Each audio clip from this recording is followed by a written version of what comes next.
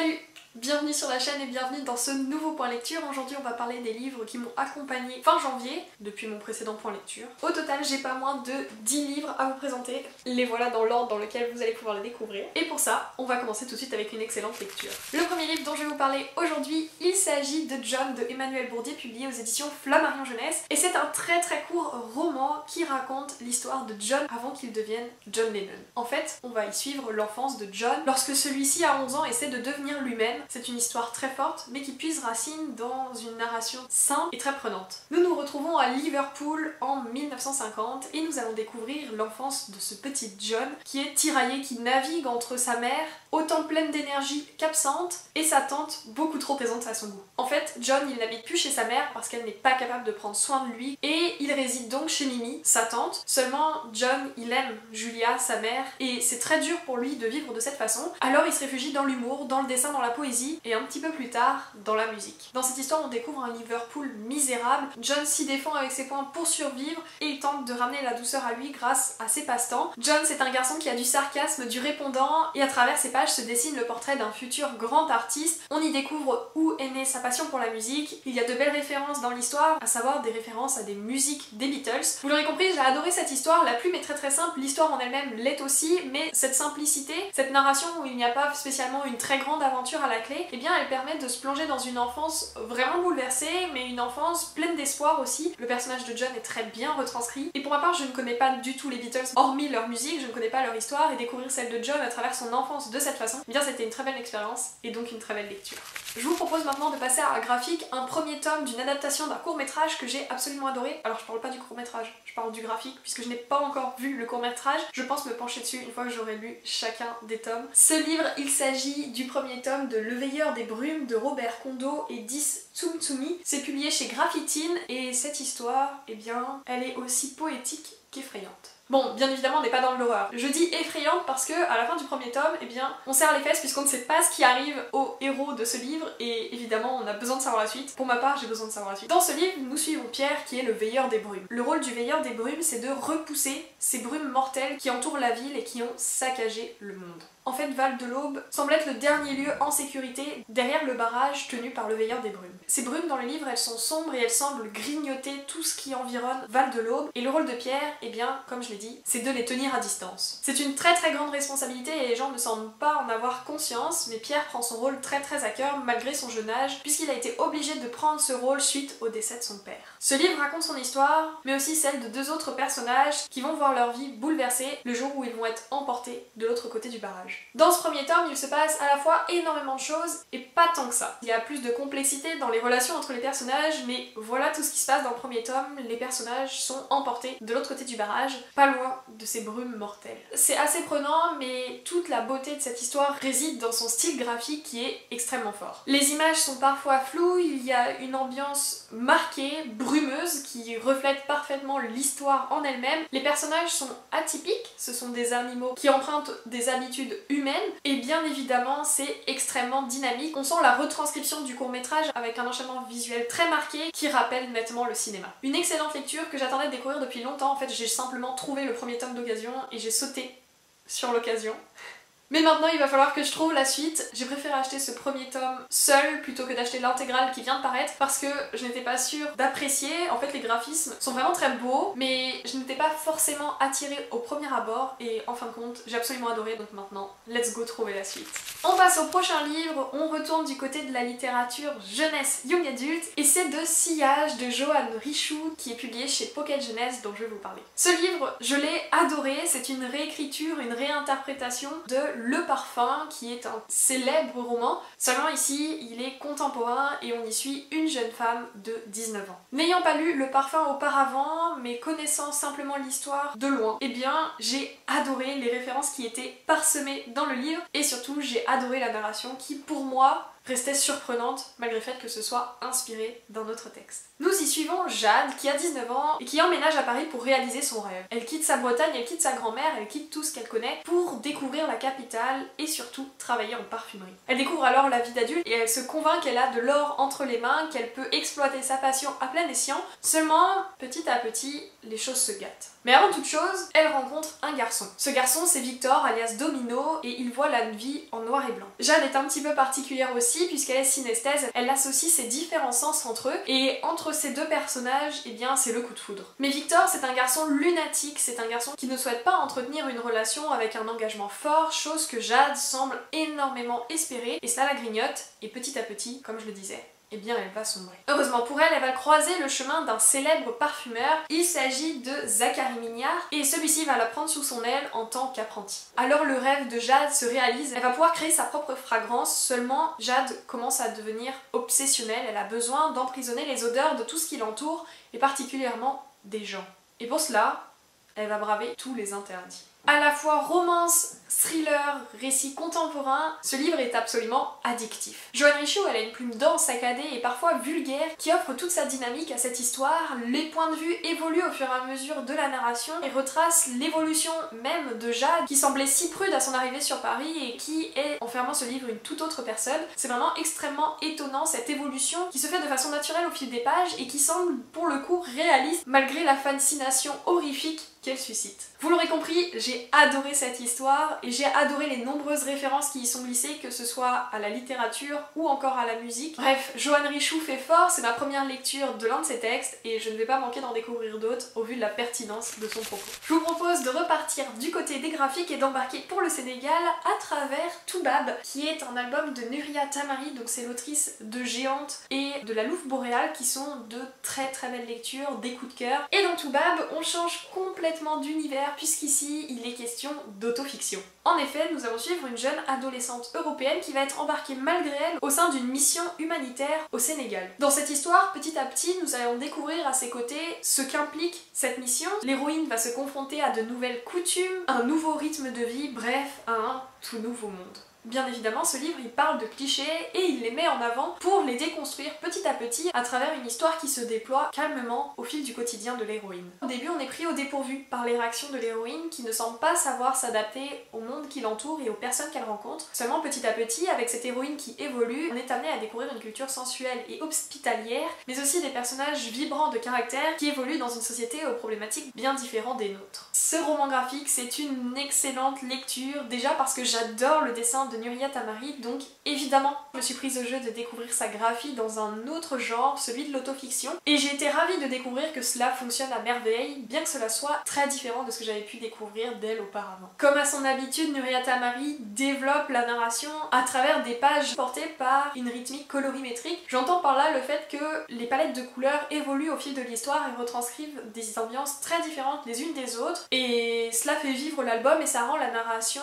prenante et addictive. Pour ma part en tout cas, j'ai lu ce roman graphique d'une traite, il m'était impossible de m'arrêter, tout simplement parce que j'étais plongée au sein de cette transcription de Nuria Tamari de ce qu'elle a découvert au Sénégal, et j'ai trouvé ça d'une grande pertinence, la façon dont elle amène l'évolution de son personnage et l'évolution de sa pensée au fil des rencontres et des découvertes qu'elle fait pendant ce voyage. Bref, vous l'aurez compris, j'ai adoré. Le livre suivant, c'est un échange épistolaire entre deux personnages, il est écrit par Rachid Benzine, il s'agit de Lettres à Nour, publié aux éditions Point. Bon, ce livre est loin d'être le plus simple parmi ceux que je vais vous présenter aujourd'hui, puisqu'il y est question d'extrémisme religieux, et ici on va suivre la correspondance entre une jeune fille de 20 ans qui est partie pour l'Irak pour rejoindre l'homme qu'elle a épousé, lieutenant de Daesh, et son père, un brillant universitaire, musulman pratiquant, épris de la philosophie des Lumières. Au sein de cette correspondance, nous sommes amenés à découvrir l'incompréhension et les justifications des deux personnages qui doivent se faire face à la réalité de l'autre, de laquelle ils sont devenus totalement étrangers, face à des écrits qui semblent ne laisser que très peu d'espoir, et surtout cette correspondance, elle met face à face deux façons de concevoir la religion. Bon, c'est une très courte lecture, mais c'est un texte extrêmement impactant déjà dans sa rédaction. De fait de découvrir la correspondance, donc des lettres que s'écrivent les deux personnages, eh bien cela permet d'aller au bout de la pensée de chacun. Contrairement à un dialogue où les personnages pourraient se couper la parole, réagir de façon démesurée, eh bien les lettres obligent chacun des personnages à laisser l'autre aller au bout de sa réflexion, au bout de sa prise de parole, et cela les oblige aussi à poser leurs propos. Chose importante puisque ce livre amène à des réflexions vraiment très pertinentes, importantes et complexes, et sans cette part de dialogue non interrompu, il serait possible de passer à côté de certains détails ici devenus éléments clés de la narration. Évidemment, il est question de correspondance et de deux points de vue complètement différents, donc les lettres sont envenimées, mais animées tout de même par l'amour, puisque un lien unique relie Nour et son père, celui de la famille, et c'est quelque chose d'extrêmement important dans la construction de cette histoire, que met en avant avec vraiment beaucoup de justesse Rachid Benzine. La lettre qui ouvre cette histoire, c'est celle de Nour qui annonce à son père qu'elle est en Irak, qu'elle a rejoint Daesh et qu'elle est désormais mariée. La seconde, c'est celle de son père qui ne comprend pas pourquoi sa fille a fait ça, qui ne comprend pas pourquoi elle ne lui en a pas parlé et qui tente de la faire revenir avec des formules compatissantes et pleines d'amour. Peu à peu, Nour tente de convaincre son père que sa décision est la bonne et son père perd patience, il ne comprend pas et face à son incompréhension, sa compassion le quitte peu à peu bien qu'il aime sa fille et ses lettres se font de plus en plus violentes, animées d'une peur qui le ronge et qui l'oblige à dire les choses de façon directe à sa fille. C'est assez difficile en tant que lecteur lorsque l'on découvre la position du père dans les premières lettres qui se veulent si bien formulées et si compatissantes alors même que cette jeune fille, Nour, est en terrible danger. Les lettres retranscrivent véritablement les quotidiens des personnages de façon résumée, de façon brute. C'est fort, c'est intense, et ça peut être très compliqué à lire. Mais au-delà de ça, il y a un vrai message d'espoir. Je pense que ce qui m'a le plus marqué dans cette histoire, c'est la façon dont un point de vue au départ similaire, celui d'un père et d'une fille, peut évoluer de façon extrême. Bref, je pense que c'est un livre qui peut ouvrir énormément de débats et de discussions passionnantes sur le radicalisme, je sais pas si ça se dit comme ça. Une lecture impactante, une lecture marquante, une lecture à découvrir parce que je n'en ai jamais lu aussi forte sur le sujet et aussi bien construite et bien amenée. Et tant qu'on est sur cette lancée, je vais vous parler d'un deuxième livre qui parle d'un sujet similaire mais dans un contexte totalement différent. Ce livre, il s'agit de Les Hirondelles de Kaboul de Yasmina Khadra. C'est publié aux éditions Pocket et c'est un livre extrêmement connu, donc je ne vais pas m'étaler sur la chronique, plutôt vous parler de mon ressenti vis-à-vis de cette lecture. Dans ce livre, on suit plusieurs personnages, tous des hommes au sein de la ville de Kaboul, et on va découvrir à travers leurs yeux une ville et des personnes totalement détruites par les talibans. Récit totalement dramatique, ce livre retranscrit la déchéance de différents personnages qui luttent avec eux-mêmes pour tenter de garder espoir face aux choses terribles qui peuplent leur quotidien. C'est une lecture qui est extrêmement lente et qui est peuplée de scènes difficiles à lire et difficiles même à concevoir malgré le fait que ce soit écrit noir sur blanc dans ce livre. C'est une lecture qui, à mes yeux, malgré sa petite taille, extrêmement complexe à aborder, dans le sens où cette lecture dépeint un réalisme duquel on préférerait ne pas avoir connaissance. Il est question de folie, d'espoir détruit et d'obscurantisme. C'est une lecture qui déploie des thématiques toutes plus dramatiques les unes que les autres, mais terriblement réalistes dans le contexte où se déroule cette histoire. Évidemment, au vu du sujet, c'est une lecture que j'ai beaucoup de mal à aborder. Les 100 premières pages ont été à mes yeux un véritable calvaire à découvrir, non pas que ce soit mal écrit ou que l'histoire ne soit pas intéressante, mais tout simplement parce qu'il est difficile d'avoir envie de se plonger dans un livre qui traite de sujets si horribles. Et je pèse mes mots, vraiment. Seulement, la conclusion de l'histoire est fascinante, la construction est forte. Je ne pense pas pouvoir vous en dire plus vis-à-vis de cette lecture, c'est tout simplement très complexe à aborder. Dans tous les cas, c'est un texte qui est court et donc un peu plus accessible pour cette raison. Cela pallie à la difficulté de lecture vis-à-vis du thème, mais à mes yeux, il faut se sentir prêt et être dans une bonne passe parce que les descriptions, lorsqu'il y en a, sont parfois difficiles. Vraiment. Du retour du côté des graphiques, on va passer à une histoire un petit peu moins difficile, mais très complexe à comprendre, tout simplement parce que je ne pense pas avoir compris la moitié des choses racontées dans ce manga. Il s'agit de The Dovecoat Express de Ikuko Hatoyama, c'est publié chez Noévé Graphics et c'est par le mangaka de Atirdel que j'avais adoré, et une fois encore ici il est question d'oiseaux et plus particulièrement de pigeons voyageurs. Bon, c'est une histoire qui est complexe parce que on y suit des oiseaux, des pigeons personnifiés pour rendre le lecteur plus empathique à leur histoire. Je sais pas si c'est clair, parce que pour moi-même ça ne l'est pas. En fait, on va suivre un jeune garçon qui va décider de visiter le train dans lequel il se trouve le temps d'un voyage, et il va tomber sur un wagon mystérieux dans lequel se trouvent des couchettes avec des garçons tous blessés. Ces garçons, ce sont des personnifications des pigeons voyageurs blessés lors de leur trajet pour transporter des messages pendant la guerre, et ce wagon, il n'est visible que par le garçon. Il y a une part de fantastique dans cette histoire. Bon, déjà par le fait que les pigeons sont représentés comme de véritables humains, mais surtout parce que ce wagon,